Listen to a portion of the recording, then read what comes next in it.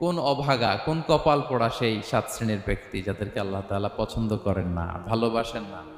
এই মর্মে তিনি কালামুল্লাহ মাজিদে ঘোষণা দিয়েছেন এবং আমরা সতর্ক হওয়ার চেষ্টা করব এই বৈশিষ্ট্য যেন কশিনকালেও কভু আমাদের মধ্যে না আসে। তাহলে কালামুল্লাহ মাজিদ আল্লাহ তাআলা যে জানিয়েছেন যে তিনি 7 শ্রেণীর ব্যক্তিকে পছন্দ করেন না, তার মধ্যে প্রথম শ্রেণী হচ্ছে সীমা লঙ্ঘনকারী। আরবিতে বলে আল মুআতাদুন।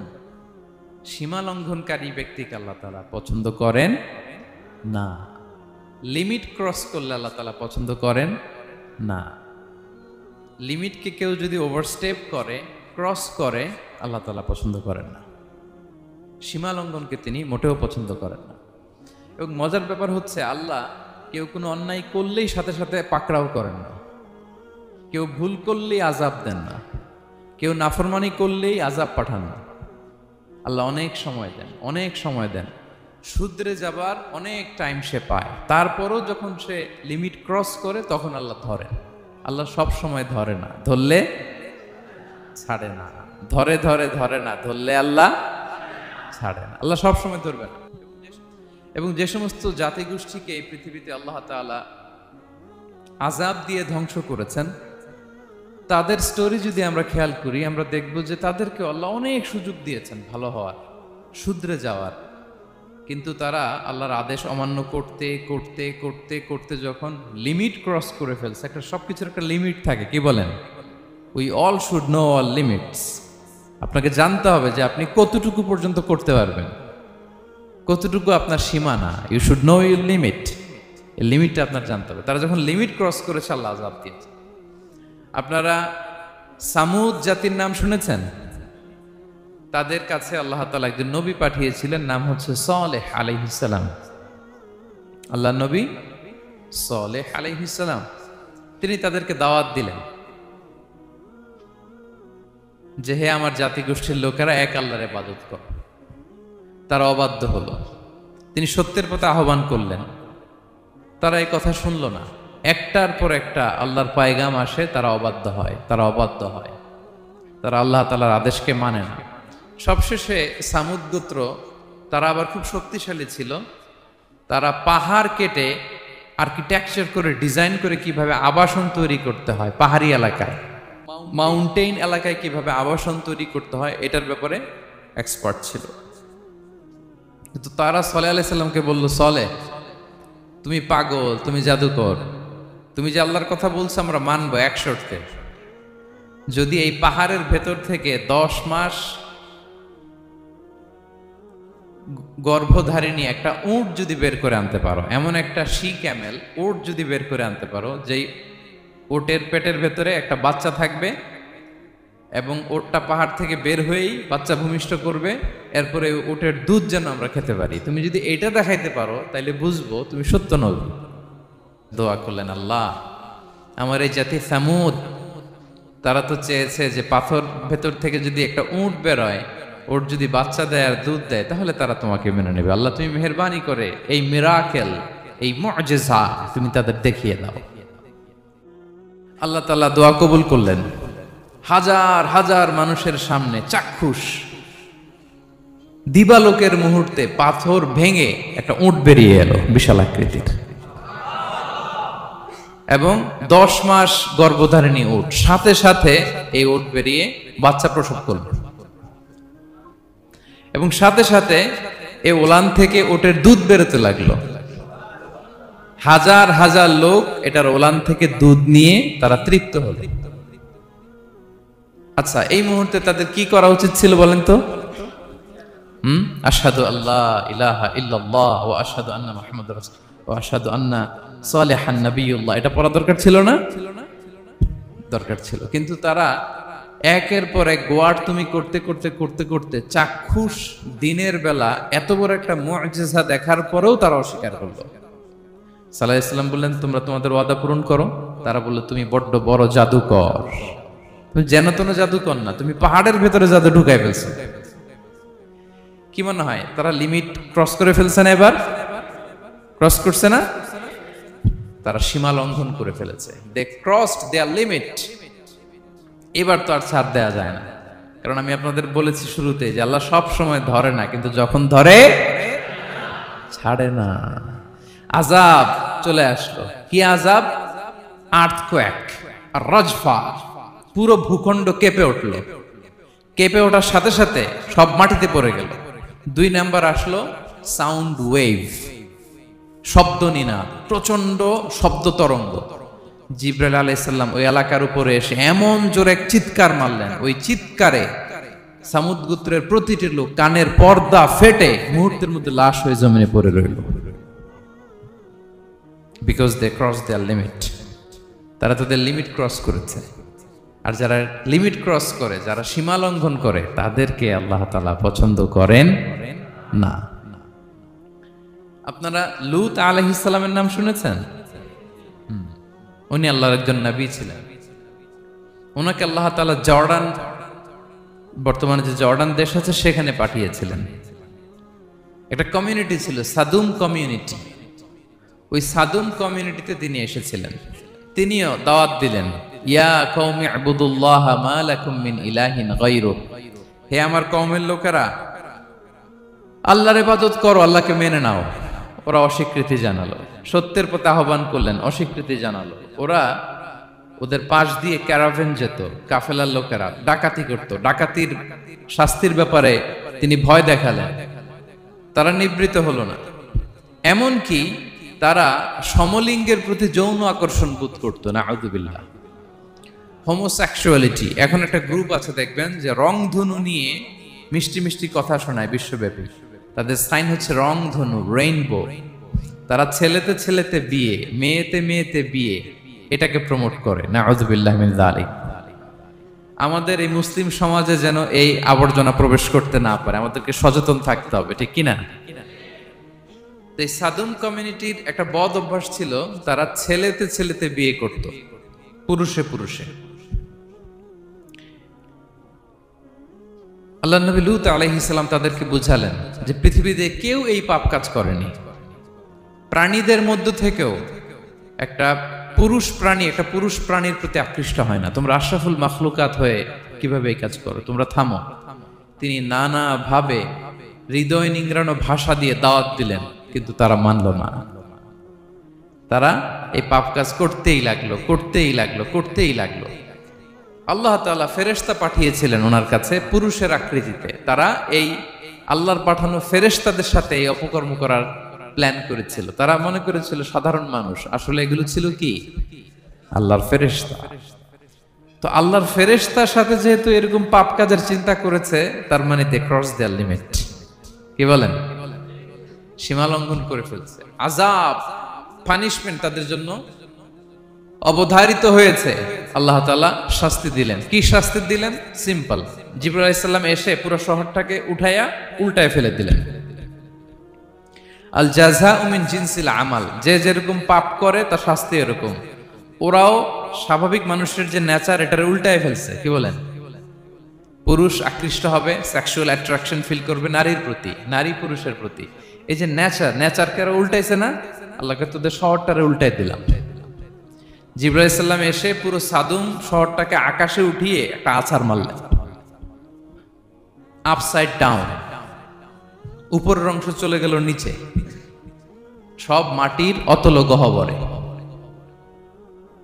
ফাজআলনা আলিয়াহা সাফিলাহা ওয়া আমতারনা আলাইহিম মিন সিজারাতিন মিন সিজিলিম মানদুদ। আল্লাহ বললেন, উপরের অংশ নিচে নিয়ে নিলাম, পুরো শহরটারে উল্টে দিলাম, আর পাথর বৃষ্টি বর্ষণ করলাম, সব শেষ। ওই জায়গাটা আজও আছে, ওইটা জর্ডান এবং ইসরায়েলের সীমান্তে। এটাকে এখন বলে মৃত সাগর, আল বাহরুল মাইয়িত আরবিতে, ইংরেজিতে বলে ডেড সি। কি সি? Dead sea. মৃত সাগর কেন? কারণ ওখানে কোনো প্রাণী জন্মায় না। ওই সাগরে কোনো মাছ নাই, কোনো ব্যাঙ নাই, এমনকি কোনো শ্যাওলাও নাই। গজবের জায়গা। লবণের density at least 10 times more than the natural sea. সাধারণ সাগরের পানিতেই তো কত লবণ, আমরা মুখে নিলে রাখতে পারি এত লবণ, ওইটার চেয়ে কমপক্ষে 10 গুণ বেশি লবণাক্ত। গজবের জায়গা, আযাবের জায়গা। এবং আযাব কেন এসেছে? They cross their limit. তারা সীমা লঙ্ঘন করেছে। আর ইন্নাল্লাহা লা ইউহিব্বুল মু'তাদিন, আল্লাহ তাআলা সীমা লঙ্ঘনকারীকে পছন্দ করেন না। আরেকজন নবীর কথা বলে এই পয়েন্টটা শেষ করি। মুসা আলাইহিস সালাম, ফেরাউনের হেদায়েতের জন্য আল্লাহ তাআলা মুসা আলাইহিস সালামকে পাঠিয়েছিলেন। তিনি নানাভাবে তার ভাইকে নিয়ে দাওয়াত দিতে লাগলেন, কিন্তু ফেরাউন এই কথা মানে না। ফেরাউন বলে, তুমি যে নবী, প্রমাণ কি? মুসা আলাইহিস সালাম বলেন, দেখো এই যে আমার হাতে লাঠি। উনি এমন নবী ছিলেন, উনি লাঠি মাটিতে রেখে দিলে ওটা মুহূর্তে সাপ হয়ে যেত। তো মাটিতে তিনি লাঠি রাখলেন, এটা মুহূর্তে সাপ হয়ে গেল, যে এই যে আমি নবী। মানে না, বললেন আরো কিছু দেখা। তো মুসা আলাইহিস সালাম বগলের এখান থেকে হাত উঁচু করলে নূরের ঝলকানি হাতের মধ্যে দেখা যেত। উনি নূরের ঝলকানি দেখালেন, এরপরও মানে না। এরকম একটার পর একটা আল্লাহ নবী মুসা আলাইহিস সালাম মুআজিজা দেখাতে লাগলেন, কিন্তু ফেরাউন মানে না। শুধু মানে না এতটুকুই না, সবশেষে আল্লাহ নবী মুসা আলাইহিস সালামকে অ্যাসাসিনেশন, হত্যার পরিকল্পনা করলো তারা, যে বনি ইসরাইল, মুসা এবং মুসার অনুসারী যারা আছে দুনিয়া থেকে সরাই দিতে হবে। ধরো মুসারে, ধরো মুসার অনুসারীদেরও ধরো। ধাওয়া পাল্টা ধাওয়া শুরু হইল।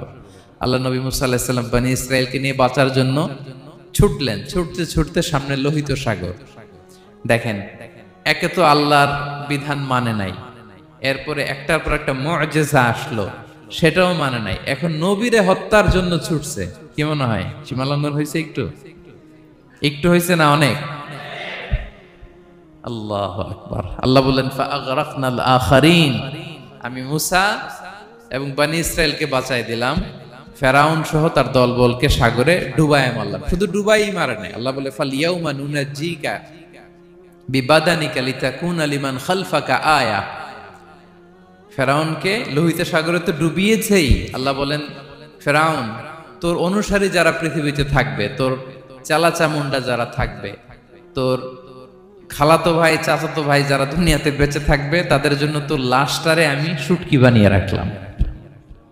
Up to the day of judgement, কিয়ামত পর্যন্ত ফেরাউনের লাশটা মিশরের জাতীয় জাদুঘরে ড্রাই বডি হিসেবে আছে। আমি নিজে দেখে এসেছি, নিজ চোখে মমিফাইং করে শুটকি বানায় রাখছে।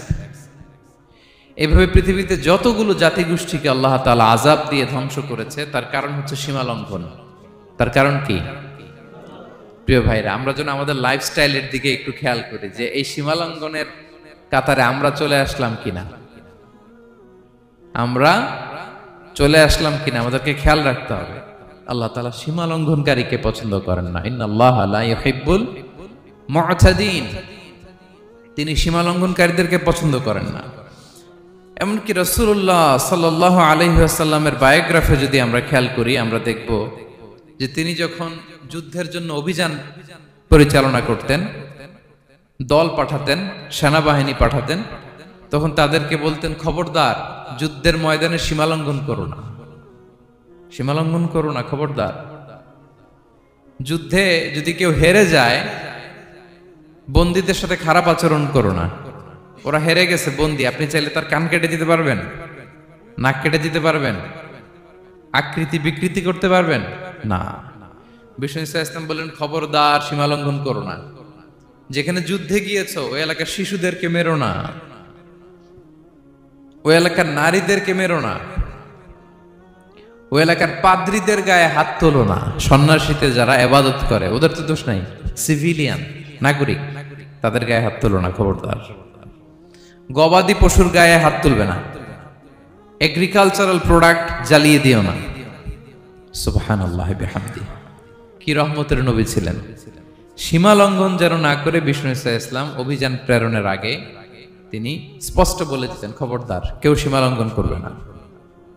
যারা তোমাদের বিরুদ্ধে অস্ত্র তোলেনি তাদের বিরুদ্ধে অস্ত্র তোলা যাবে না, কারণ ইন্নাল্লাহা লা ইউহিব্বুল মু'তাদিন, আল্লাহ তাআলা সীমা লঙ্ঘনকে পছন্দ করেন না। প্রিয় ভাইরা, তাহলে যেই 7 শ্রেণীর ব্যক্তিকে আল্লাহ তাআলা পছন্দ করেন না, তার প্রথমটা আমরা জেনে গেলাম, তারা কারা? সীমা লঙ্ঘনকারী। আমি কিন্তু প্রায় এরকম জিজ্ঞেস করব এবং সব শেষে আপনাদেরকে নিয়ে রিভাইজ করব। তাহলে 1 নম্বরে আমরা পেলাম তারা কারা? মেহেরবানি করে সবাই বলবেন একসাথে, তারা কারা? তারা সীমা লঙ্ঘনকারী, তারা তাদের লিমিট ক্রস করে, তাদেরকে আল্লাহ তাআলা পছন্দ করে না। সো আমরা আমাদের লাইফের সাথে একটু মিলিয়ে নিই যে আমরা আমাদের কোন ক্ষেত্রে সীমা লঙ্ঘন করি কিনা একটু খেয়াল করেন। আমার যে দায়িত্ব আছে আমি কি সীমা লঙ্ঘন করি কিনা, আমার স্ত্রী আমার দায়িত্বে তার সাথে সীমা লঙ্ঘন করি কিনা, আমার ভাতিজা ভাতিজি অনেকের আছে ইয়াতিম, তার বাবা মারা গেছে, তার সব সম্পত্তির দায়ভার আমার উপর দেয়া, আমি ওইখানে তাকে ঠিকঠাক মতো সব দেই কিনা, সীমা লঙ্ঘন করি কিনা। হ্যাঁ, ক্ষমতা পেলে সীমা লঙ্ঘন করি কিনা, কি মনে হয় আমরা ক্ষমতা পেলে সীমা লঙ্ঘন করি কিনা? হ্যাঁ, করে করে হ্যাঁ, মানে যেইখানে ডাক্তারের কাছে যায় বলে ডাক্তার সাহেব আমার এইখানে ফোড়া, সারা দেহের যেই কোনো জায়গায় ধরতে পারেন, এইখানে ধরেন না, তো এইখানে না ধরলে ভালো হবে? ফোড়া যেখানে ট্রিটমেন্ট তো ওইখানে দিতে হবে, কি বলেন? রোগ যেখানে ওষুধও সীমা লঙ্ঘন। দায়িত্ব পেলে আমরা সীমা লঙ্ঘন করি। এমনকি আমরা যারা ইবাদত করি, অনেকে ইবাদতেও সীমা লঙ্ঘন করি। ইবাদতেও না, ভারসাম্য থাকতে হবে, পরিমিতি বোধ থাকতে হবে। এবং মজার ব্যাপার হচ্ছে আল্লাহ তাআলা দোয়া এবং জিকিরের ক্ষেত্রে এই কথাটা উল্লেখ করেছেন যে তোমরা দোয়া জিকিরের ক্ষেত্রে সীমা লঙ্ঘন করো না। আল্লাহ তাআলা বলেন উদউ রাব্বাকুম তাদাররুআ ওয়া খুফিয়া ইন্নাহু লা ইউহিব্বুল মু'তাদিন। তোমরা আল্লাহকে ডাকো কেমন ভাবে? তাদাররুআ ওয়া খুফিয়া, সবিনয়ে গোপনে, সবিনয়ে ডাকো, চুপিসারে ডাকো, গোপনে গোপনে ডাকো, অল্প আওয়াজে ডাকো। কারণ কি? ইন্নাল্লাহা লা ইউহিব্বুল মু'তাদিন, আল্লাহ সীমা লঙ্ঘনকারীদেরকে পছন্দ করেন না। তাহলে আপনি যদি দোয়া করেন আল্লাহর কাছে, যখন জিকির করবেন বিনীতভাবে, চুপিসারে, সবিনয়ে, বিষ্ণু ঈসা ইসলাম যেভাবে শিখিয়েছেন ওইভাবে জিকির করবেন। নাকি জিকির করতে করতে মানুষের কাঁধে উঠবেন? উঠবেন না? ওঠে ওঠে, হ্যাঁ ওঠে। দেখেন আল্লাহ তাআলা যেইখানে 3 ফোঁটা দেওয়া দরকার 3 ফোঁটা দেয়, যেখানে 1 ফোঁটা ওইখানে 1 ফোঁটা দেয়। আল্লাহ তাআলা ইন্নাহু লা ইউহিব্বুল মু'তাদিন, আল্লাহ সীমা লঙ্ঘনকে পছন্দ করেন না। এই কথাটা ঢুকাইছে কোথায়? দোয়া আর জিকিরের মধ্যে। কারণ আল্লাহ জানে আল্লাহর কিছু বান্দা থাকবে তারা দোয়া এবং জিকিরের সময় কি করবে? সীমা লঙ্ঘন করবে। মাঝে মাঝে কিছু ভিডিও ক্লিপসে দেখা যায় জিকির করতে করতে আরেকজনের কাঁধের উপরে, যিনি জিকির পরিচালনা করতেছে তার মাথার উপরে। এখন আমি ওয়াজ করতেছি, আপনি যদি লাফাইতে লাফাইতে এসে আমার উপরে পড়েন, হ্যাঁ মাইকের উপরে যদি এসে পড়েন, আমার অবস্থা হবে কি? লাফাতে লাফাতে উপরে উঠে যায়, নিজে ইনজুর্ড হয়, পাশের শ্রোতাকে ইনজুর্ড করে, যিনি আলোচনা পরিচালনা করতেছে তাকে ইনজুর্ড করে। এরকম আছে না নাই? ইন্নাহু লা ইউহিব্বুল মু'তাদিন, আল্লাহ তাআলা সীমা লঙ্ঘনকে পছন্দ করেন না। তাহলে আমাদের প্রত্যেকের উচিত আমাদের লিমিট জানা, আমরা যেন আমাদের কখনো লিমিটকে ক্রস না করি। প্রিয় ভাইয়েরা, এটা প্রতিটি ক্ষেত্রে, ইভেন ইবাদতে আমরা যেন সীমা লঙ্ঘন না করি। এই পয়েন্টটা মনে থাকবে আপনাদের? আচ্ছা, তাহলে 2 নম্বরে আমরা চলে যাই। 2 নম্বরে যে শ্রেণীকে আল্লাহ তাআলা পছন্দ করেন না তারা হচ্ছে জালিম বা অত্যাচারী। জালিম বা অত্যাচারী, যারা জুলুম করে তাদেরকে আল্লাহ তাআলা পছন্দ করেন না। আল্লাহ তাআলা বলছেন ফাআম্মাল্লাযীনা কাফারু ফাউআযিবুহুম আযাবান শাদীদান ফিদ দুনিয়া ওয়াল আখিরা ওয়া মা লাহুম মিন নাসিরিন। যারা দুনিয়াতে কুফরি করবে কঠিন শাস্তি দুনিয়াতেও আখিরাতেও। ওয়া আম্মাল্লাযীনা আমানু ওয়া আমিলুস সলিহাতি ফায়ুওয়াফিহিম উজুরাহুম, আর যারা ঈমান আনবে সৎকর্ম করবে তাদের প্রতিদান আমি আল্লাহ বুঝিয়ে দেব। ওয়াল্লাহু লা ইউহিব্বুয যালিমিন, তবে জেনে রাখো আল্লাহ তাআলা জালিমিনদেরকে পছন্দ করেন। তাহলে 2 নম্বরে পাওয়া গেল কাদেরকে পছন্দ করে না? আপনি যদি কারো প্রতি জুলুম করেন তাহলে আপনি জালেম, সে হচ্ছে মাজলুম। সে কি?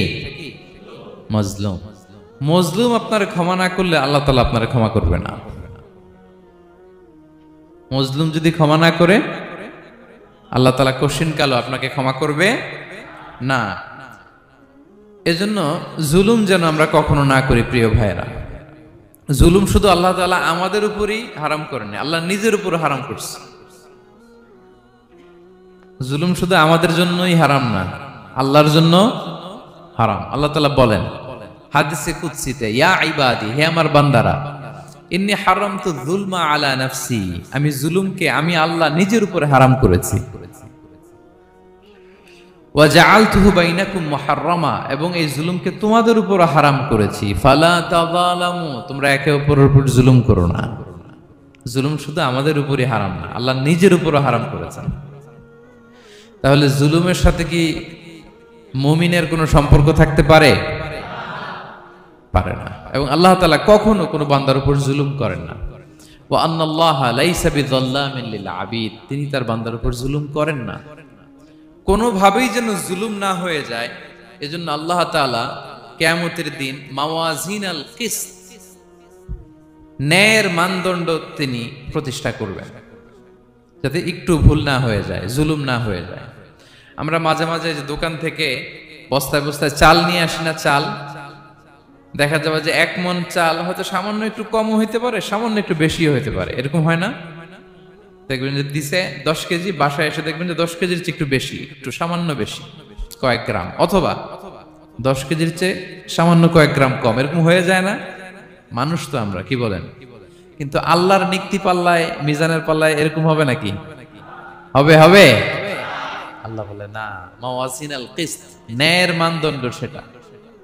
ফামাইয়া আমাল মিসকালা যাররাতিন খায়রান ইয়ারা, যাররা পরিমাণ ভালো করেছো তো সেটাও ওজন দেয়া যায় ওই পাল্লায়। সুবহানাল্লাহ পড়বেন না? ওমাইয়া আমাল মিসকালা যাররাতিন শাররান ইয়ারা, অনুপরিমাণ খারাপ করেছো সেটাও ওজন দেয়া যায়, কারণ ওয়া আন্নাল্লাহা লাইসা বিযাল্লামিন লিল আবিদ, তিনি বান্দার উপর জুলুম করেন না। তিনি এমন পাল্লা দিয়েছে যাতে জুলুম না হয়। আমাদেরটাই ভুল হয়ে যেতে পারে, ওনারটাতে ভুল হলে চলবে না, কেউ জিতে যাবে, ঠকে যাবে, কি বলেন? জাররা কাকে বলে? জাররা, জাররা মানে এত ছোট জিনিস, এত ক্ষুদ্র জিনিস যেটা খালি চোখে দেখা যায় না। বাংলাদেশের উদাহরণ দিলে বুঝতে পারবেন ভালো। বাংলাদেশে শীতের সিজনের কথা মনে আছে আপনাদের? না মালয়েশিয়া এসে সব খায় ফেলাইছেন? হ্যাঁ, মালয়েশিয়া তো সারা বছর গরম, সারা বছর বৃষ্টি, শীত হয় না তো। বাংলাদেশের শীতের সিজনে টিনের ঘর যাদের থাকে, মনে আছে কিনা জানি না আপনাদের, ওই টিনের চালে যদি ছিদ্র থাকে, শীতের দিন টিনের চালে যদি ছিদ্র থাকে, তাহলে মাঝে মাঝে দেখবেন ওই চিকন ছিদ্রটা দিয়ে সূর্যের একটা আলো ঘরের ভিতরে ঢুকে। মনে পড়ে? টিনের চালে ছিদ্র, চিকন এই ছিদ্রটা দিয়ে সূর্যের একটা চিকন রশ্মি নিচে পড়ে। তো ওইটার কাছে গেলে দেখা যায় ওই আলোটার মধ্যে পাতলা কি কি যেন ধুলাবালি উঠতেছে। এটা আবার অন্য জায়গায় দেখা যায়, এমনি দেখা যায় না, কিন্তু ওইটার কাছে গেলে দেখা যায় এই আলোটা যেই বরাবর আসছে, এইখানে কিছু ক্ষুদ্র ছোট ধূলিকণা, ডাস্ট ঘুরে বেড়ায়। আল্লাহ বলে এইটার নাম হচ্ছে যাররা। ফামাইয়া আমাল মিসকালা যাররাতিন খায়রান ইয়ারা, এই ডাস্ট উড়ে বেড়ানো ছোট্ট ধূলিকণা যেটা খালি চোখে দেখা যায় না, এতটুকু ভালো যদি করো সেটাও সেই মিজানের পাল্লায় ওজন দেয়া যায়। এতটুকু খারাপও যদি করো সেটাও সেই মিজানের পাল্লায় ওজন দেয়া যায়। আল্লাহু আকবার। তিনি তার বান্দার উপর জুলুম করেন না। জুলুম তিনি নিজের উপর হারাম করেছেন, আমাদের জন্য কি করেছেন? হারাম করেছেন। এবং বিষ্ণু ইসা ইসলাম আরো ভয়ঙ্কর কথা বলেছেন। তিনি বলেছেন, মান যালামা কিদা শিবরিন মিনাল আরদি তুবিকাহু মিন সাবঈ আরাদিন, কেউ যদি জুলুম করে তার ভাইয়ের 1 বিঘত পরিমাণ জমিন খায়। 1 বিঘত চিনেন তো? এই যে আমার এই আঙ্গুল থেকে এই আঙ্গুলটা, এটা টান টান করলে যতটুকু জায়গা, এটা বলে 1 বিঘত। শিবের আরবিতে বলে শিবের। হ্যাঁ, মান যালামা কিদা শিবের, বিষ্ণু বলেন এই 1 শিবের 1 বিঘত জমি যদি কেউ অন্যায় ভাবে জুলুম করে তার ভাইয়ের কাছ থেকে খায়, কিয়ামতের দিন তুবিকা আলাইহি সাবউ আরাদিন, এই 7 জমিনকে আল্লাহ তাআলা তার ঘাড়ে চাপাবে। খা এবার, খা। অন্যের জমি খাওয়ার এত শখ ছিল, এবার 7 জমিন ঘাড়ে কর। কিয়ামতের ময়দানে আপনার দেহটারে বিশাল আকৃতির করা হবে, এই 7 জমিনকে আপনার কাঁধে তুলে দেয়া হবে। এজন্য আমরা অন্যের রাইটস, অধিকার যেন নষ্ট না করি, কারো উপর যেন জুলুম না করি, কোনোভাবেই না। আমরা নানাভাবে এই জুলুমটা করি। আমরা প্রায় দাদার সম্পত্তি থেকে ফুফুদেরকে বঞ্চিত করি, বাবার সম্পদ থেকে বোনদেরকে বঞ্চিত করি, হ্যাঁ, নিজের ভাই আরেক ভাইকে, আপন ভাই ভাইকে বঞ্চিত করে, জুলুম করে, এরকম দৃশ্যপট আমাদের সমাজে আছে না নাই বলেন তো? কিয়ামতের দিন আল্লাহর সুপ্রিম কোর্টের কাঠগড়ায় হিসেব দিতে হবে। আর এই জালিমদেরকে আল্লাহ তাআলা পছন্দ করেন না। এবং সবচেয়ে ভয়ঙ্কর ব্যাপার হচ্ছে, আপনি যখন কারো উপর জুলুম করেন, ওই মাজলুম আর আল্লাহর মাঝখানে কোনো ফারাক থাকে না। আল্লাহ ওই ফারাকের পর্দা উঠায় নাই। বিষ্ণুই বলেন, ইত্তাকি দাওয়াতাল মাজলুম, তোমরা মজলুমের বদদোয়াকে ভয় করো, খবরদার। কারণ ফাইন্না লাইসা বাইনাহা ওয়া বাইনাল্লাহি হিজাব, তার আর আল্লাহর মাঝে কোনো পর্দা থাকে না। দোয়া করলেই ওটা আরশে যেয়ে কবুল হয়ে যায়। আল্লাহ তাআলার চারিপাশে অনেক পর্দা আছে। কেউ কেউ বলে 70,000 নূরের পর্দা। এই 70,000টা সহিহ হাদিস দ্বারা সাব্যস্ত না, কিন্তু অসংখ্য অগণিত পর্দা, এবং পর্দাও এটা নূরের পর্দা। আচ্ছা বলেন তো, জানলা দিয়ে বাইরের আলো ঠেকাতে আমরা দেয়ালে জানালায় কি লাগাই? পর্দা লাগাই। পর্দাটা কিসের তৈরি? মোটা কাপড়ের, যাতে করে ওই আলো না আসে। কিন্তু আল্লাহর চারদিকে যে পর্দা, ওই পর্দাটা কিসের? নূরের, আলো। ওনার পর্দায় আলো দিয়ে তৈরি। সুবহানাল্লাহ বললেন না? বিষ্ণু বলেন, ইত্তাকি দাওয়াতাল মাজলুম, মজলুমের বদদোয়াকে ভয় করো। ফাইন্না লাইসা বাইনাহা ওয়া বাইনাল্লাহি হিজাব, কেউ যখন মজলুম হয়ে কেঁদে বদদোয়া করে, তার আর আল্লাহর মাঝে ওই পর্দা থাকে না। বদদোয়া করছে, ডাইরেক্ট কবুল। খবরদার আমার পেনাঙ্গের ভাইয়েরা, আমরা যেন জালিম না হই। In it's any form, operation in it's any form, যেই কোনো ভাবে, যেই কোনো ক্ষেত্রে, যেই কোনো ধরনের হইতে পারে জুলুম। কাউকে আপনি ছোট্ট কোনো কাজে ঠকালেন, বন্টন নীতিতে ঠকালেন, হ্যাঁ, জমি মেরে দিয়ে ঠকালেন, আমানত মেরে দিয়ে ঠকালেন, ইন ইটস এনি ফর্ম যদি জুলুম করে থাকেন, খবরদার। মজলুমের কান্না কখনো বৃথা যায় না। মজলুমের কান্না কখনো বৃথা যায় না। জীবনের কোনো না কোনো সময়ে এর প্রায়শ্চিত্ত আপনাকে করতে হবে। জীবনের কোনো না কোনো সময়ে এর প্রায়শ্চিত্ত করে আপনাকে মরতে হবে। তাহলে কোন বিশ্বাসী কি জালিম হতে পারে? কারণ ইন্নাল্লাহা লা ইউহিব্বুল যালিমিন, আল্লাহ তাআলা জালিমদেরকে পছন্দ করেন না। তাহলে জুলুমের সাথে আমাদের কোনো সম্পর্ক আছে? হ্যাঁ, কোনো সম্পর্ক আছে। তাহলে দুই শ্রেণীর ব্যক্তির কথা আমরা জানলাম যাদেরকে আল্লাহ পছন্দ করেন না। এক নাম্বার, প্রথমটা কে ছিল? সীমা লঙ্ঘনকারী, লিমিট যে ক্রস করে, ইন্নাল্লাহা লা ইউহিব্বুল মুআতাদিন। দুই নম্বরে কি জানলাম? হ্যাঁ, জালিম, অত্যাচারী, অপ্রেসর। অপ্রেসরকে আল্লাহ তাআলা পছন্দ করে না। তাহলে এই দুইটারে আমরা নো বলে দিলাম আজকের এই কনফারেন্স রুমে। আওয়াজ করে বলেন তো সবাই, নো। এই লিমিট ক্রস আর জুলুম, নো, চলে গেছে, খালাস। এবার তিন নম্বরে দেখি আল্লাহ কাদেরকে পছন্দ করেন না। তিন নম্বরে আল্লাহ তাআলা অহংকারী, দাম্ভিক লোককে পছন্দ করেন না। অহংকারী, আমাদের তো অহংকার টহংকার নাই না? আছে? অহংকার আছে? কিসের অহংকার বলেন? টাকার, আর ক্ষমতার, আর সৌন্দর্যের, আর হ্যাঁ পাওয়ার, সোশ্যাল পাওয়ার। এই যে অহংকার, অহংকারের খাঁচা থেকে মুক্ত রাখো আমাদেরকে তুমি প্রভু হয়ে, পড়েন আমিন। এটা একটা ভয়ঙ্কর খাঁচা। আচ্ছা, অহংকার করার আমাদের আছে কি বলেন তো? কিছুই নাই।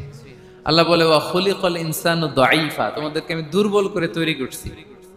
আমরা দুর্বল, শুধু দুর্বল না, দুর্বলের ঘরের দুর্বল। আমার বাপ ছিল দুর্বল, আমার দাদা ছিল দুর্বল, আমরা 14 গোষ্ঠী কি? হাল আতা আলাল ইনসানি হিনুম মিনাদ দাহরি লাম ইয়াকুন শাইআম মাযকুরা। আল্লাহ বলেন, একটা সময় ছিল উল্লেখ করার মতো তোমার কিছুই ছিল না। আজকে তো এত লম্বা চোরা মানুষ, আমরা কিছুই ছিলাম না। আমার বর্তমানে বয়স চলে 36, 37, 37। তা আজ থেকে 37 বছর আগে আমি কি ছিলাম? আমার অস্তিত্বই ছিল না, আমার কোনো নাম ছিল না, আমার কোনো গ্রাম ছিল না, আমার কোনো অ্যাড্রেস ছিল না, আমার কোনো পরিচিতি ছিল না। আজ থেকে আরো 37 বছর পরে একটু খেয়াল করেন তো, এখন তো 37, আরো 37 ধরেন বাঁচলাম।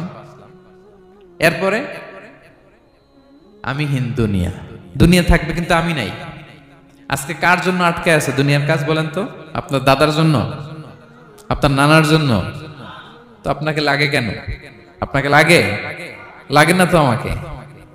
আমি দুনিয়া, একদিন কিছুই ছিলাম না। আল্লাহ বলেন হাল আতা আলাল ইনসানি হিনুম মিনাদ দাহরি লাম ইয়াকুন শাইআম মাযকুরা। তুমি কিছু ছিলা, একটা সময় কিছুই ছিলা না, উল্লেখ করার মতো তুমি কিছুই ছিলা না। অস্তিত্বহীনের জগৎ থেকে তোমাকে আমি অস্তিত্বে আনলাম। তোমার বাবার পৃষ্ঠদেশ থেকে তোমার মায়ের গর্ভাশয়ে আমি তোমাকে ফেললাম। সেখানে আমি আল্লাহ তোমাকে একটু একটু করে তিলে তিলে বড় করলাম। 9 মাস 10 মাস পরে মায়ের পেট থেকে দুনিয়াতে তুমি আসলে। দেখেন তো দুনিয়ায় আসার পর আমাদের অবস্থাটা কি? কাপড় নাই, চোপন নাই, এভাবে চলে আসছি। আসার পরে কেউ যদি মুখে খাবার তুলে দেয় তাইলে খাইতে পারি, হ্যাঁ, তাও লিকুইড খাবার, এদিক দিয়ে দিলে এদিক দিয়ে পড়ে যায়, খালি মুছতে হয়।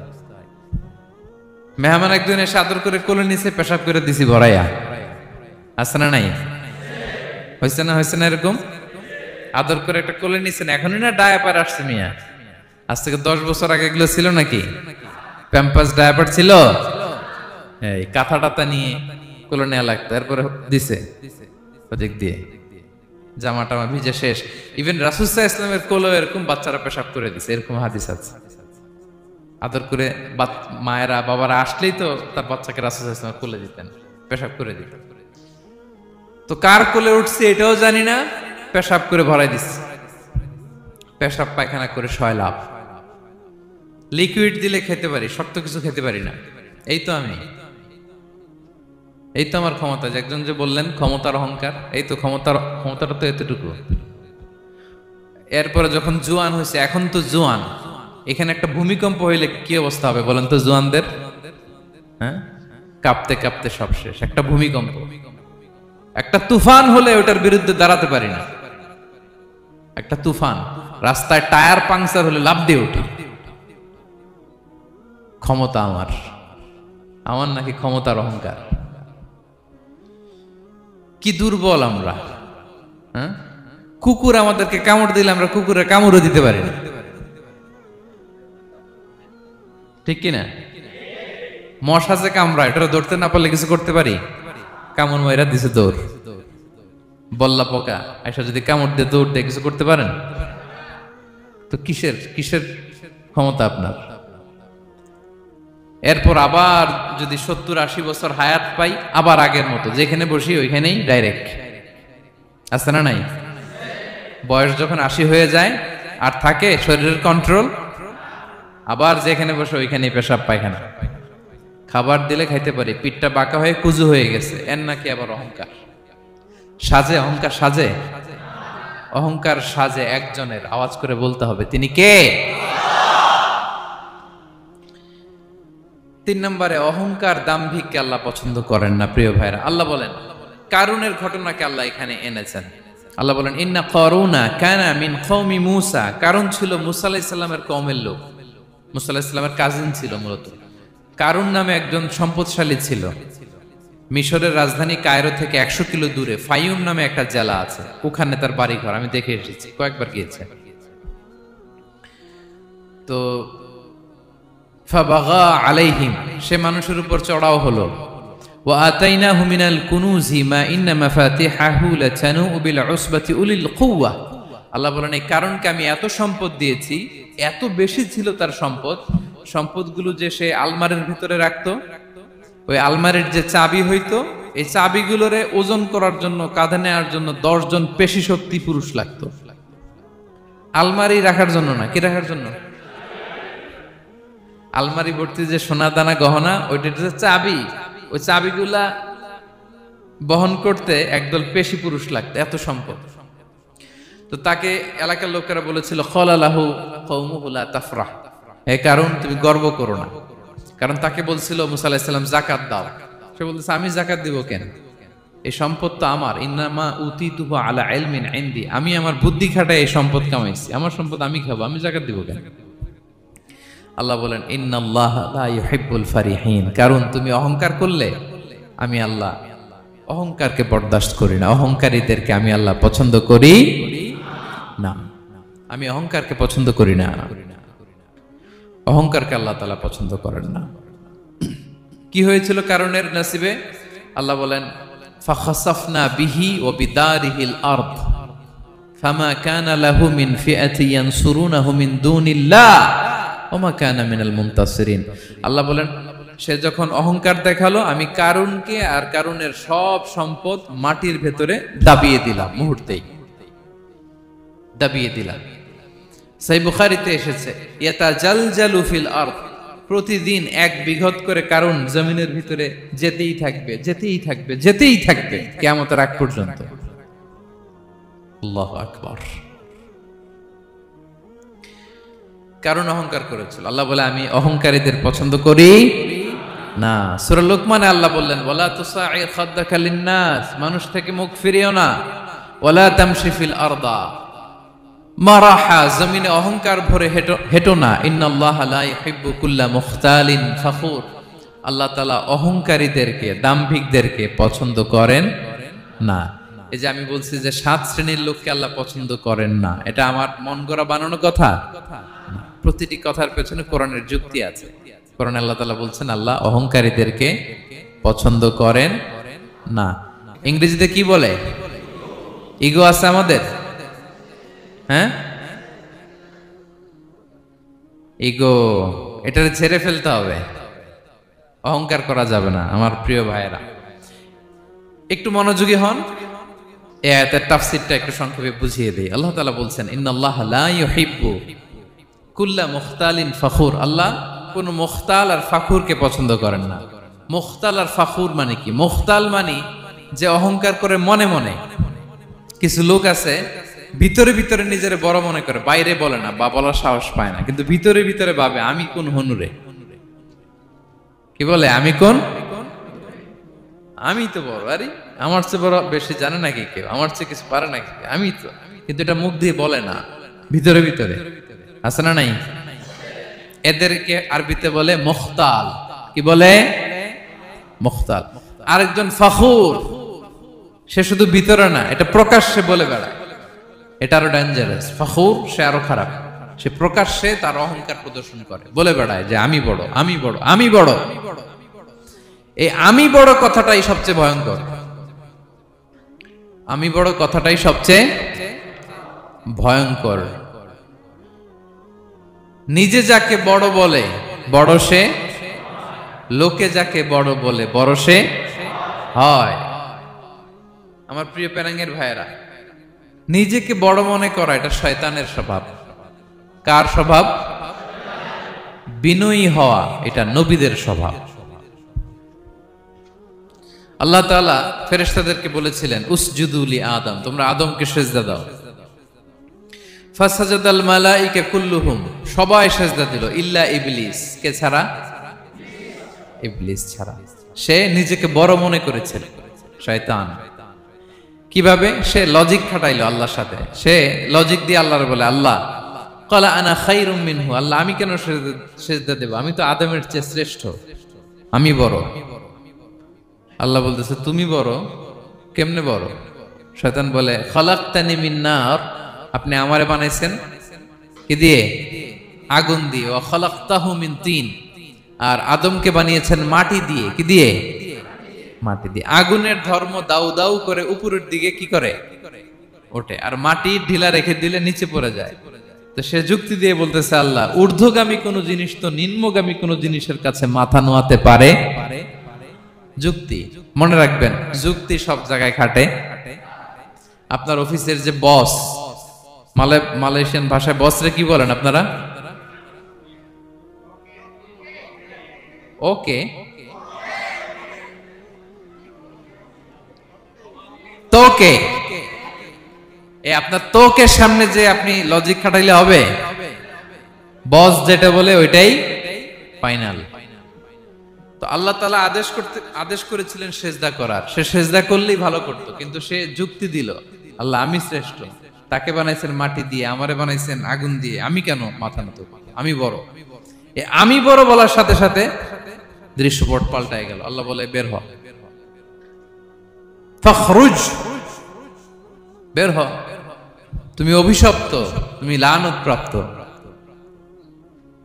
তোমার স্থান হবে জাহান্নাম। তুমি নিজেকে বড় মনে করেছ, তাইলে বড় মনে করা এটা শয়তানের স্বভাব। কার স্বভাব? তা আমরা নিজেকে বড় মনে করব কখনো? আরো জোরে বলেন, করব?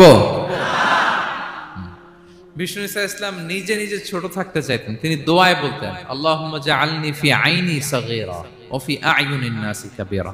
আল্লাহ আমার চোখে আপনি আমারে ছোট বানান, আল্লাহ মানুষের চোখে আপনি আমারে বড় বানান। বিশ্বনবী নিজের চোখে নিজে ছোট থাকতেন, কিন্তু গোটা বিশ্বের মানুষের চোখে বড় হয়েছেন না? কত বড়! রাফা'না লাকা যিকরাক। আল্লাহ বলে আমি যেখানে অতটুক পর্যন্ত উঠাইছি আপনারে। কোন নবীর নিচে উপরে? কথা বলেন, কোন নবীকে শেষ পর্যন্ত উঠাইছে? সুবহানাল্লাহ। নবী হে, আমি যদ্দূর আপনার উঠাইছে অদ্দূর, ওই পর্যন্ত নিয়ে গেছে সাক্ষাতের জন্য। সুবহানাল্লাহ। প্রত্যেক নামাজে বিশ্বনবীর উপর দুরূদ আছে না নাই? কিয়ামত পর্যন্ত বিশ্বনবীর প্রতি ভালোবাসা আমাদের পক্ষ থেকে আছে না নাই? আছে। আল্লাহ তাআলা ওনাকে বড় করেছেন। এজন্য নিজের চোখে আমরা নিজে ছোট থাকবো। আপনি যদি বড় হন, এটা মানুষ বলবে। কে বলবে? নাকি আপনিই বলবেন? বলা যাবে না। এবং বিষ্ণু ঈসা ইসলাম কিছু টেকনিক আমাদের শিখিয়েছেন, কিছু টেকনিক আমাদের জানিয়েছেন। এই কাজ করলে তোমরা অহংকার থেকে মুক্ত থাকতে পারবে। এর মধ্যে একটা হচ্ছে আগে আগে সালাম দেওয়া। তিনি বলেন আল বাদিউ বিসসালামি বারিউম মিনাল কিবর, যে আগে আগে সালাম দেয় তার হৃদয় থেকে আল্লাহ অহংকার তুলে নেয়। আগে সালাম দিয়ে পারবেন? ফোন করলেই আগে কি বলবেন? বাসায় ঢুকেই আগে কি বলবেন? স্ত্রীকে আগে সালাম দিবেন, বন্ধুকে আগে সালাম দিবেন, বাসার কাজের লোকটাকে আগে সালাম দিবেন, আপনার ড্রাইভারকে আগে সালাম দিবেন, বাসার দারোয়ানটারে আগে সালাম দিবেন। ফকির একটা আসলে আপনি সালাম দিয়ে ফেলবেন। পারবেন? হৃদয় থেকে অহংকার ফেলে দিবে কে? আগে আগে আমরা সালাম দিব। এবং তার চেয়ে ভয়ঙ্কর কথা হচ্ছে বিষ্ণু ইসলাম বলেন যে লা ইয়াদখুলুল জান্নাতা মান কানা ফি কলবিহি মিসকালু হাববাতি খারদাল মিন কিবর, যার হৃদয়ে সরিষার দানা পরিমাণ অহংকার থাকে, ওই ব্যক্তি কঠিন কালেও আল্লাহর জান্নাতে প্রবেশ করার সুযোগ পাবে না, কঠিন কালেও পাবে না। এর কারণ অহংকার আল্লাহর চাদর। অহংকার কার চাদর? আল কিবরিয়াউ রিদাই ওয়াল আযামাতু ইজারি। আল্লাহ বলে অহংকার আমার চাদর, বড়ত্ব আমার লুঙ্গি। যে এগুলো ধরে টান দেয় তারে আমি জাহান্নামে নিক্ষেপ করব। ফালা উবালি, ফালা উবালি, আই ডোন্ট কেয়ার, আমি ওদিকে কেয়ার করি না, আমি তারে জাহান্নামে ফেলব। সো অহংকার আমাদের সাজে না। আমি শুরুতেই তো বললাম, আমাদের লাইফ সার্কেলটা একটু দেখাইলাম না যে ছিলাম কই। অস্তিত্বহীন থেকে দয়া করে মায়া করে তিনি আমাকে অস্তিত্বে এনেছেন। কত ছোট্ট, কত ক্ষুদ্র, কত নগণ্য, কত দুর্বল ছিলাম আমরা। আবার যৌবনের একটা পিরিয়ড কাটিয়ে, যৌবনের সময় তো কতটা দুর্বলতা বললাম, আবার সে দুর্বল, মানে দুর্বল থেকে দুর্বল। এই হচ্ছে আমাদের লাইফ স্টোরি, লাইফ হিস্ট্রি। তাহলে অহংকার আমাদের সাজে। অহংকার তার সাজে যার কোনো ক্ষয় নাই, যার কোনো লয় নাই, যার কোনো অভাব নাই। হ্যাঁ, গোটা বিশ্ব তার মুখাপেক্ষী, তিনি কারো মুখাপেক্ষী না, ঠিক কিনা? গোটা বিশ্ব তার কাছে ঠেকা, তিনি কারো কাছে ঠেকা না, ঠিক কিনা? গোটা বিশ্ব তাদের সার্ভাইভালের জন্য তার প্রতি মুখ থুবড়ে পড়ে থাকে, তিনি কারো জন্য বসে থাকা লাগে। অহংকার সাজে তার। আর এই আল্লাহর অহংকারের চাদর ধরে যে টান দেয়, আল্লাহ বলে ওরা আমি জাহান্নামে ফেলবো, আর তাদেরকে আমি পছন্দ করি না, আল্লাহ তাআলা অহংকারীদেরকে পছন্দ করেন না। তাহলে অহংকারকে আমরা না বলে দিব, নো বলবো, নো, আওয়াজ করে বলেন নো। শুধু মুখে মুখে নো নাকি অন্তর থেকে? এই তো আজকের দেওয়ান কুলিয়ার বাইরে ফেলে দিছে আমরা অহংকার। কি বলেন পেনাঙ্গের ভাইরা? আর অহংকার করব? আপনি বিনয়ী হন, মান তাওয়াদা তারাফা, বিষ্ণুই বলেন যে নিচু হয় আল্লাহ ওর টাইনা উঁচু করে। আপনি বিনয়ী হবেন, আল্লাহ আপনার উঁচু করবে। আর আপনি উঠতে চাবেন, এক থাপ্পড় মেরে জমিনে আল্লাহ মিশাই দিবে। এজন্য বড়ত্ব, দাম্ভিকতা এটা আল্লাহর পোশাক, আমরা যেন তার পোশাক ধরে টান না দেই। এই পয়েন্টটা কি সবার কাছে ক্লিয়ার? আচ্ছা, কয়টা গেল? এক নম্বরে কি ছিল? হ্যাঁ, সীমা লঙ্ঘনকারীকে আল্লাহ তাআলা পছন্দ করেন না। দুই নাম্বার, এই তো মনে রাখছেন, মাশাআল্লাহ, অনেক এনার্জেটিক অডিয়েন্স, খেয়াল রাখছে। আর শুরুতে বলছিলাম তো, মনে রেখে দিছে, এই জন্য ধরবে তো মাঝখানে। আচ্ছা, জালিমকে আল্লাহ পছন্দ করেন না। এইমাত্র যেটা বললাম, তিন নাম্বার, অহংকারী ব্যক্তিকে আল্লাহ পছন্দ করেন না। চার নাম্বার হচ্ছে অপচয়কারী বা অপব্যয়কারী। অপচয়কারী বা অপব্যয়কারী, এই শ্রেণীর ব্যক্তিকে আল্লাহ তাআলা পছন্দ করেন। আল্লাহ বলেন, কুলু ওয়াশরাবু ওয়ালা তুসরিফু, তোমরা খাও পান করো, কিন্তু ওয়ালা তুসরিফু, তোমরা অপব্যয় করো না। ইন্নাহু লা ইউহিব্বুল মুসরিফিন, আল্লাহ তাআলা অপব্যয়কারীকে পছন্দ করেন না। অপচয়, প্রয়োজন নাই তারপরও খরচ, অপ্রয়োজনীয় খরচ, এটা আল্লাহ পছন্দ করেন না। ইভেন কি দানের ক্ষেত্রেও, আপনি যে দান করবেন, এখানেও ভারসাম্যপূর্ণ দানের কথা বলা হয়েছে। আল্লাহ বলছেন, ওয়াল্লাযীনা ইযা আনফাকু লাম ইউসরিফু ওয়া লাম ইয়াকতুরু ওয়া কানা বাইনা যালিকা কাওয়ামা, যারা দান করে, দানের ক্ষেত্রে কৃপণতাও করে না, আবার সব দিয়ে দেন। যেমন আপনার ছেলের স্কুলের বেতন দিতে হবে, ফ্যামিলির খরচ আছে, এটা আছে সেটা আছে, কিন্তু আপনি বেতনে সব দিয়ে দিলেন একজনকে, তো আপনি চলবেন কেমনে? দেয়া যাবে না, ভারসাম্যপূর্ণ হয় নাই, ভারসাম্যপূর্ণ হইতে হবে। তাহলে অপচয়টা আল্লাহ তাআলা পছন্দ করেন না। এবং বিষ্ণু সাল্লাল্লাহু আলাইহি ওয়াসাল্লাম বলেছেন, কুলু ওয়াশরাবু, খাও পান করো, ওয়া তাসাদদাকু, দান করো, ওয়ালবাসু, যা মনে চায় পরিধান করো। ভালো পোশাক পরিধান করে আপনি আল্লাহর শুকর করবেন, কোনো অসুবিধা নেই, কিন্তু শর্ত হচ্ছে মা লাম ইউখালিতুহু ইসরাফ, এটার মধ্যে কোন ধরনের অপচয়, অপব্যয় থাকতে পারবে, আও মাখিলা, অথবা বড়ত্ব থাকতে পারবে না। তাহলে 4 নম্বরে আমরা জানলাম যে অপচয়কারীকে আল্লাহ তাআলা পছন্দ করেন না। শুধু এখানেই শেষ না, আল্লাহ তাআলা অপচয়কারীকে শয়তানের ভাইয়ের সাথে তুলনা করেছেন। কার ভাই? আল্লাহ বলেন, ওয়ালা তুবাযযির তাবযীরা, তোমরা অপচয় করো না, কারণ ইন্নাল মুবাযযিরিনা কানু ইখওয়ানাশ শায়াতিন, অপচয়কারী কার ভাই? ওয়া কানা শাইতানু লিরাব্বিহি কাফুরা, শয়তান তার প্রভুর ব্যাপারে অকৃতজ্ঞ। তাহলে আমরা জানলাম অপচয়কারী কার ভাই। আচ্ছা বলেন তো, বুঝে শুনে উত্তর দিন, যিনি শয়তানের ভাই উনি নিজেও একটা কি? বলে ফেলছেন আপনারাই, আমি আর কি বলবো। যারা আল্লাহ শয়তানের ভাই বানাইছে ও নিজেও একটা কি? তাহলে এটা যেন আমরা না করি, আমরা যেন পরিমিতি বোধ যেন আমাদের ব্যয়ের ভেতরে থাকে। এই আয়াতগুলোতে আমরা দুইটা শব্দ পাই, একটা ইসরাফ আর একটা তাবযীর। ইন্নাল্লাহা লা ইউহিব্বুল মুসরিফিন, আর জায়গা ওয়ালা তুবাযযির তাবযীরা। দুটোই হারাম পেনাঙ্গের ভাইয়েরা। পার্থক্যটা কি? পার্থক্য হচ্ছে ইসরাফ মানে হচ্ছে বৈধ বা হালাল কোনো ক্ষেত্রে প্রয়োজন অতিরিক্ত ব্যয় করা, হালাল হালাল, কিন্তু আপনি অতিরিক্ত খরচ করছেন। বাসায় আম লাগবে 2 কেজি, কয় কেজি? 2 কেজি হলে সুন্দর খাওয়া যায়, নিয়ে আসছেন 10 কেজি, কয় কেজি? 3 দিন পরে এগুলো পচে টচে নষ্ট হয়েছে, অপচয় হয়েছে না? কিন্তু আম কিনা হালাল না হারাম? আম খাওয়া হালাল না হারাম?